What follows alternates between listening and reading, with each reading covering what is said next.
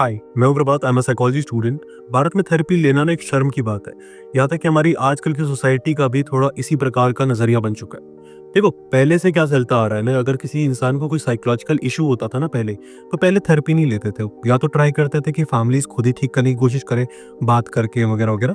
और या तो ट्राई करते थे कोई स्पिरिचुअल माध्यम इस्तेमाल करने का, मतलब बाबा से बात करना, झाड़ फूक वाले को बुलाना, है ना, पाठ करना, ये करना वो करना, तो दुनिया भर के सारी चीजें करना, लेकिन थेरेपी पे ना जाना। पहले यही था। वहाँ तक कि तब भी ये था जबकि इंडिया में साइकोलॉजिकल हेल्प आ चुकी है। अब भी यही है। पहला कारण तो ये। दूसरा कारण है कि थेरेपी एक वेस्टर्न कॉन्सेप्ट है। Of course psychotherapy originate he western psychology से हुई थी, लेकिन इसका मतलब ये तो नहीं ना कि ये पूरी तरीके से गलत है क्या ना, कि भारत एक काफी कलेक्टिविस्ट कल्चर है ना, एक फैमिली ओरिएंटेड कल्चर है। यहाँ पे हम फैमिली को काफी तवज्जो देते हैं। तो इसलिए हम इस वेस्टर्न चीज को, जो थोड़ी इंडिविजुअलिस्टिक है ना, एक इंसान के ऊपर मेन फोकस करती है, फैमिली के ऊपर नहीं, हमें ये चीज उतनी पसंद नहीं आती। तीसरा कारण है कि जो साइकोलॉजिकल हेल्प है वो उन्हीं को चाहिए जो पागल है कि पहले जो साइकोलॉजिकल हो गया या फिर साइकियाट्रिक हेल्प उन्हीं को मिलती थी जिनको ना सिवियर प्रॉब्लम होती थी, जैसे मानो स्किज़ोफ्रेनिया, वो अपने आप से बात कर रहा है, दूसरों को मारने लग रहा है ना, काफी, या फिर बात ही नहीं कर रहा है, पागल हो गया है, उन्हीं को दी जाती थी। और लेकिन उसके अलावा किसी को दी नहीं जाती थी। इसलिए आज भी सिर्फ उन्हीं को माना जाता है कि इन्हीं को थेरेपी की जरूरत है जिनको सिवियर इशू होता है, सुसाइडल थॉट सिवियर हो चुके हैं, तब जाके थेरेपी पे जाना है। लेकिन अगर कुछ छोटा मोटा डिप्रेशन है, नॉर्मल लाइफ में कोई दिक्कत आ रही है, इमोशन समझ नहीं आ रहे हैं, रिलेशनशिप अच्छा नहीं चल रहा है, उसके लिए नहीं जाएंगे। ठीक है, अब और ये क्यों नहीं जाएंगे, इसके ऊपर हम आगे बात करेंगे कि कितना ज्यादा डीप जाता है अंदर ही अंदर। लेकिन इसके साथ साथ कुछ मिथ जरूर आते हैं। पहला मिथ तो ये है कि थेरेपी की जरूरत सिर्फ उन्हीं को है जो पागल है। देखो, है क्या कि भारत में ज्यादातर लोग मानते हैं कि थेरेपी का मतलब होता है साइकियाट्रिक हेल्प। देखो, साइकियाट्रिक हेल्प, साइकोथेरेपी, काउंसलिंग, ये तीनों अलग अलग चीजें होती हैं। साइकियाट्रिक हेल्प का मतलब तुम इतना समझ सकते हो कि दवाइयों वाली हेल्प कह लो, या सर्जरीज करनी पड़ेगी उस लेवल की। लेकिन जो नॉर्मल इश्यूज है ना किसी इंसान को, डिप्रेशन, एंजाइटी, ADHD, चीजें थेरेपी से ठीक करी जा सकती हैं, और इनफैक्ट काफी लोगों की करी भी गई। बट भारत ये चीज में नहीं मानता है, क्योंकि देखो साइकोलॉजिकली पता है रियलिटी क्या है। रियलिटी ये है कि हमारे डिनायल के डिफेंस मैकेनिज्म से जुड़ा हुआ, जिसमें अगर हमने ये दिखाया कि हमें हेल्प चाहिए, मतलब हम फेलियर हैं, हम कमजोर हैं, हम वीक हैं। और इस चीज से बाहर आने के लिए, इस चीज को अवॉइड करने के लिए कि हमें ऐसा कुछ फीलिंग ना आए, हम क्या करते हैं, अवॉइड कर देते हैं। हम डिनायल में जीते हैं कि हमें थेरेपी की जरूरत ही नहीं है। ठीक है, भले ही हम इतने सालों से इतने इश्यूज से गुजर रहे हो, लेकिन हमें थेरेपी की जरूरत नहीं है, ऐसा हम मानते हैं। दूसरा मिथ है कि फैमिलीज ये प्रॉब्लम सॉल्व कर सकती है। देखो, भारत का नेचर काफी कलेक्टिविस्ट है कि हम साथ रहेंगे, है ना, सबका साथ, हम साथ साथ हैं वाला जो कॉन्सेप्ट होता है वही है। उस कारण से हमें मिलती है interdependence, not independence. We get interdependence. Interdependence like जब तुम अपने पेरेंट्स पे डिपेंडेंट हो, अलग से हेल्प लेना, है ना, एक बाहर से हेल्प लेना can be a sign of disloyal, है ना। तुम लॉयल नहीं हो, तुम शेमफुल हो, है ना, तुम्हें शर्म आती है अपने माँ बाप से बात करने से, तुम अपने माँ बाप पे भरोसा नहीं करते हो, तुम एक प्रकार से उनकी जो इज्जत है उसको मिट्टी में मिला रहे हो। ऐसे ना काफी सारी बातें होती हैं। और इसके अलावा ये लोग ये भी मानते हैं कि ये हमारी जो घर की सीक्रेट बातें हैं, ये जाके किसी और को बता रहा है, चुगली कर रहा है।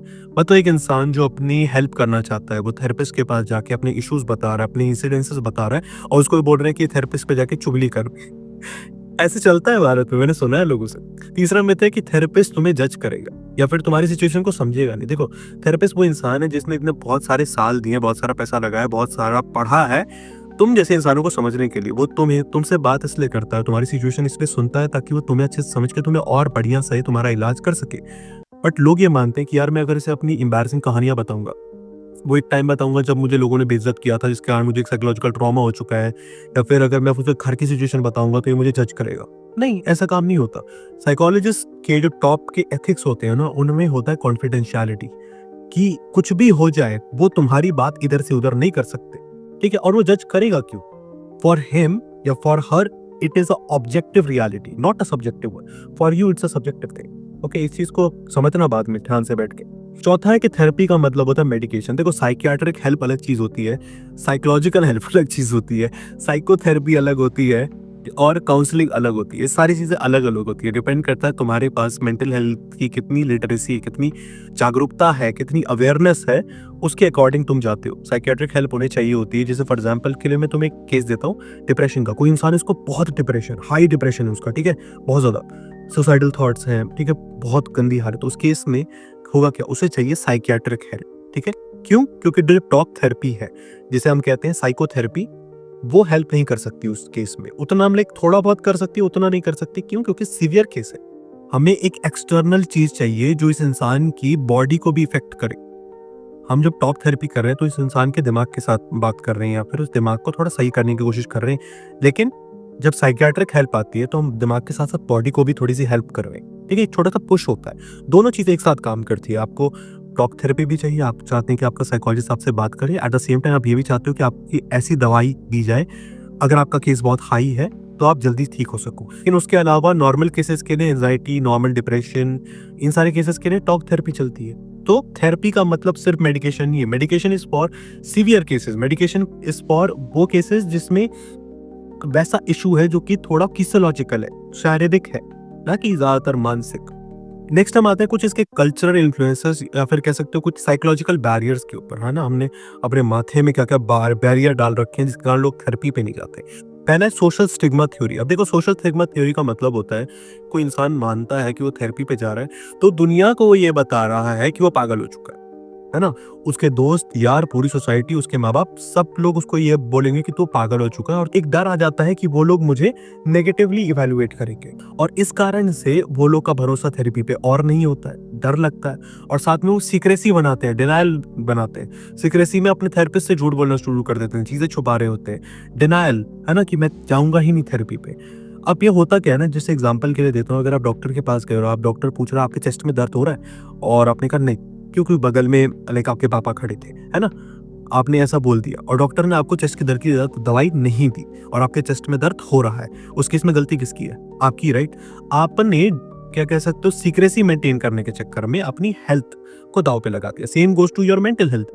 जब आप अपने थेरेपिस्ट के साथ सीक्रेसी मेंटेन करने लग जाते हो बिकॉज ऑफ, है ना, वही सोशल स्टिग्मा थ्योरी, तब आप अपनी ही लाइक कह सकते हो मेंटल हेल्थ को दाव पे लगा रहे हो। दूसरा है मैस्कुलिनिटी और जेंडर नॉर्म्स। देखो क्या है ना, भारत में मर्दों से एक्सपेक्ट करा जाता है, एक पर्टिकुलर जेंडर से एक्सपेक्ट करा जाता है कि वो अपने इमोशंस एक्सप्रेस नहीं करेंगे, या फिर एक जेंडर से एक्सपेक्ट करा जाता है कि वो अपने इमोशंस एक्सप्रेस ही करेंगे। वुमेन से एक्सपेक्ट करा जाता है कि वो अपने इमोशंस अच्छे से दिखाएं, मेन से एक्सपेक्ट करा जाता है कि वो इमोशंस ना दिखाएं।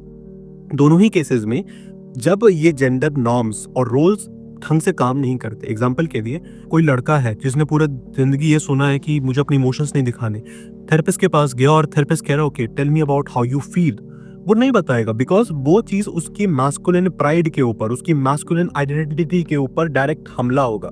उसे लगेगा कि मेरी पूरी आइडेंटिटी चली जाएगी, वो जो मैं रफ एंड टफ बनता हूँ वो कुछ नहीं रहेगा, और इस कारण से ही उन्हें मदद लेना अच्छा नहीं लगता। सेम गोज टू फीमेल्स का होता है कि कुछ फीमेल्स नहीं होती उतनी इमोशनली एक्सप्रेसिव, उस केस में लोग उनको जज करते हैं कि यार तू इतनी एक्सप्रेसिव नहीं है, even though you are a women, तब भी तुम इतनी ज्यादा लाइक एक्सप्रेसिव नहीं हो।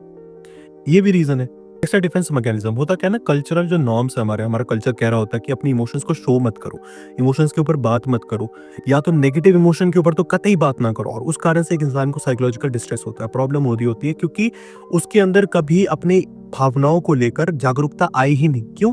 पता ही नहीं पाया किसी को।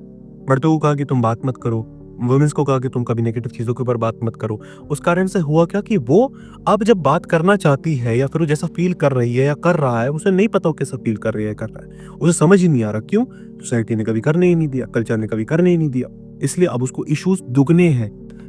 ठीक है, क्योंकि देखो एक चीज होती है जब आप अपने इमोशंस को अच्छे से लेबल कर पाते हो ना, in that case you can be very logical about it. और ये चीज मैंने अपनी एक वीडियो है विच इज मे बी यहाँ पर लिंक आ रहा होगा, उसमें मैंने काफी अच्छे से एक्सप्लेन करा है कि हमारा लॉजिक और हमारे ब्रेन का क्या ताल्लुकात है। ठीक है, साइकोलॉजिकली देखने का मन करे तो देख सकते हो। लेकिन ये जो लोग हैं जिनके पास उतनी इमोशनल अवेयरनेस नहीं है ना, भावनात्मक रूप से जागरूकता नहीं है, उनको बड़ी दिक्कत होती है। उसके बाद से ही वो मना कर देते थेरेपी पे जाने, क्योंकि उनको समझ ही नहीं आता उनके साथ हो क्या रहा है। और अब मैं आपको ना कुछ साइकोलॉजिकल कंसेप्ट बताता हूँ जो आपको समझाएंगे कि यार हम लोग अवॉइड कर क्यों रहे हैं। समझ आ रहा है कि ये इधर अवॉइड कर रहे हैं, उधर अवॉइड कर रहे हैं, कर क्यों रहे? देखो पहला है डिनायल। जब हम, वही जो मैंने आपको स्टार्टिंग में बताया था, जब हम ये इक्वेट करते हैं ना कि यार मुझे एक मॉरल हेल्प चाहिए, मुझे किसी और एक इंसान की हेल्प चाहिए, उस केस में हम क्या दिखा रहे हैं कि हम मॉरली वीक है, हम इनकॉम्पिटेंट हैं, हम फेलियर हैं। ये सब कुछ सामने नहीं आ रहा है बट हमारा अनकॉन्शियस एज चला रहा है। क्यों? हमारा सोसाइटी ने इसी प्रकार से हमें बनाया है। पेरेंट्स कह लो, टीचर्स कह लो, हमेशा हमारे पर्सनल फेलियर्स को कुछ ज्यादा ही बड़ा चढ़ा के दिखाया। उन्होंने इसको नॉट एज अ स्टेप नहीं दिखाया, उन्होंने इस चीज को काफी ज्यादा बड़ा एक पॉट होल दिखाया कि है ना, गड्ढा दिखाया, ना कि एक स्टेप की तरह, क्योंकि फेलियर इज अ स्टेप ना।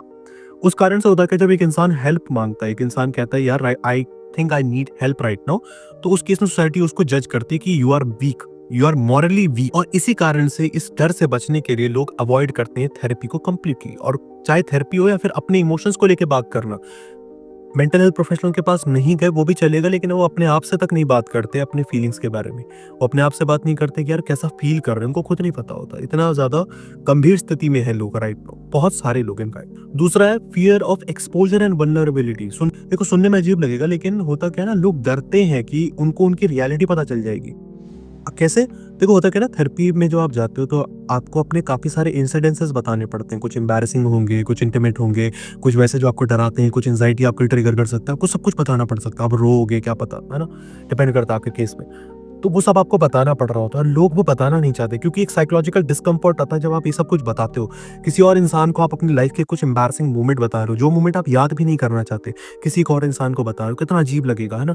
अब इसी चीज़ से भागने के लिए उनको डर होता है कि यार मुझे मेरे बारे में एक्सपोज़र ना मिल जाए, मेरे को मेरी वल्नरेबिलिटी ना दिख जाए। इस चीज़ से भागने के लिए वो थेरेपी को अवॉइड करते हैं। एक और है कि लो मेंटल हेल्थ लिटरेसी। भारत में क्या है ना, ज़्यादातर लोग तो पढ़े लिखे ही नहीं है, तो मेंटल हेल्थ के ऊपर बात करना तो और बड़ी बात है। हम सब जानते हैं कि भारत की स्थिति क्या है, लेकिन फिर भी ऐसी बात नहीं कि हमें मेंटल हेल्थ को इग्नोर करना चाहिए। लोगों को कई बार लोग काफ़ी ज़्यादा पढ़े लिखे होने के बावजूद वो बिलीव नहीं करते कि उन्हें थेरेपी पे जाना चाहिए। They think that going to gym, है ना, is going to solve their psychological problem. Sometimes it may help you to actually elevate from that particular situation, but completely बहुत ज़्यादा मुश्किल होता है। अगर तुम्हें severe depression and you think that going gym for next 1 year is going to fix you completely, that's not possible। या फिर possible होगा भी तो बहुत ही ज्यादा रेयर केसेस में। मोस्ट ऑफ द लोग के साथ ऐसा नहीं होता। तुम जिम ही नहीं जा पाओगे, तुम्हारी मोटिवेशन ही जमीन के अंदर घुसी पड़ी रहती है, सेल्फ एस्टीम जमीन के अंदर घुसी पड़ी रहती है। क्योंकि डिप्रेशन वैसा नहीं होता ना जैसा लोग समझते हैं आजकल। Depression is completely different when you get on to the severe level of it. और इसीलिए जब लोगों के अंदर उतनी नॉलेज नहीं होती ना, तो वो क्या करते हैं कि ऐसी चीजों से दूरी भागते हैं। थेरेपी छोड़ो, वो बात तक नहीं करना चाहते या फिर वो इस चीज के ऊपर उतना ध्यान ही नहीं देते। उसके अलावा एक और कंसर्न होता है कॉन्फिडेंशियलिटी का, कि लोग सोचते हैं यार मेरे बारे में जो मेरा इंसिडेंट्स है, क्या पता वो जो साइकोलॉजिस्ट है या थेरेपिस्ट है वो कहीं जाके बता रहा हो या बता रही हो, है ना? लेकिन ऐसा होता नहीं है। देखो थेरेपिस्ट के पास या साइकोलॉजिस्ट के पास ना एथिक्स होते हैं, और एथिक्स में ना टॉप में आ रहे होते हैं कॉन्फिडेंशियलिटी, कि तुम कुछ भी हो जाए अपने क्लाइंट का केस या फिर अपने क्लाइंट के बारे में किसी को नहीं बता सकते, उसका नाम तक शेयर नहीं कर सकते। इतना ज़्यादा सिक्रेटिव होता है। जब तक आप ऐसा कुछ ना करो कि आप किसी और को हार्म करने वाले हो। फॉर एग्जाम्पल कोई इंसान को कह रहा है यार मेरे को उस इंसान को मारना है, तब जब साइकोलॉजिस्ट को दिख रहा है कि आपका एक मर्डरस इंटेंट है, आप किसी को जान से मार दोगे, ऐसा आपका इंटेंट है, तो उस केस में साइकोलॉजिस्ट भागेगा। साइकोलॉजिस्ट आपकी बात नहीं मानेगा। साइकोलॉजिस्ट का ये रोल है कि वो जाके अथॉरिटीज को इन्फॉर्म करे, समझे? लेकिन वो उस केस में, बट नॉर्मल केसेस में साइकोलॉजिस्ट ऐसा नहीं कर सकते, ये उनके एथिक्स के खिलाफ है। बट ठीक है यार, ये चीज तो हो गई लोगों के लेवल पे, है ना?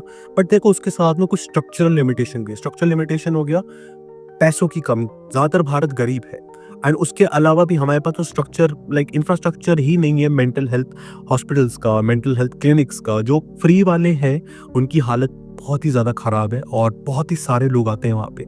इस कारण से काफ़ी लिमिटेड एक्सेस होता है, स्पेशली गांव देहात जैसे इलाके हैं वहाँ पे तो और ज़्यादा। और कई बार तो मतलब हालत ऐसी होती है कि कुछ लोग जो साइकोलॉजिस्ट नहीं होते, बस उन्होंने कोई बीए इन साइकोलॉजी करा होता है, फिर बीएससी इन साइकोलॉजी करा होता है, they like not even completed there masters, वो जाके किसी को थेरेपी देने का नाटक कर रहे होते हैं, एंड वो चीज़ रेपुटेशन को और गिराता है। दूसरा हो सकता है वही पैसे की दिक्कत है, सोशल इकोनॉमिक फैक्टर आ रहा होता है कि ज़्यादातर थेरेपीज कई बार महंगी होती है। ठीक है, ज़्यादातर के लिए महंगी होती है बिकॉज साइकोलॉजिस्ट को अपना घर भी चलाना है। एट द सेम टाइम जो पब्लिक फंडेड होती हैं वो सब कोई अफोर्ड नहीं कर सकता, और जो फ्री वाली अवेलेबल है वो उसकी या तो लोगों के पास नॉलेज नहीं है, या तो उतना इंफ्रास्ट्रक्चर ही नहीं है, और या तो कुछ ज़्यादा ही लोग हैं। अंत में मैं बस यही कहना चाहूँगा कि थेरेपी को अवॉइड करना का सिर्फ एक कारण नहीं है, बहुत सारे कारण, cultural, historical, psychological, social, financial, economical, बहुत सारे कारण होते हैं। इतना सिंपल नहीं होता। इनफैक्ट मैं तो इसके ऊपर एक लंबी वीडियो बना सकता हूँ सिर्फ कारण एक्सप्लेन करते हुए कि कारण क्या क्या है, कि लोग जानना क्यों नहीं चाहते वगैरह, बहुत सारे रीजन हो सकते हैं। लेकिन ऐसी जो वीडियो है, जैसे मैंने ये वीडियो अपलोड करी है, कुछ और भी अगर कोई अपलोड करता है, तो ऐसी वीडियोस आपको एक पर्सपेक्टिव देती है की मिथ को समझें कि ये लोगों ने क्या गलत-गलत धारणाएँ बना रखी है, लोग चाहते क्यों नहीं है, लोग अपने आप से क्यों डरते हैं वगैरह, ऐसा क्या कारण है? ये सारी चीज़ों को जब आप समझते हो तभी आप एक्सेप्ट कर सकते हो थेरेपी को और अपने आप को। मोस्ट इम्पोर्टेंटली आप अपने आप को अच्छे से एक्सेप्ट कर पाते हो। अगर आपको किसी हेल्प की नीड होती है तो आप अपने आप को अच्छे से हेल्प कर पाते हो। मैं मिलता हूँ किसी और वीडियो में, तब तक के लिए बाय बाय।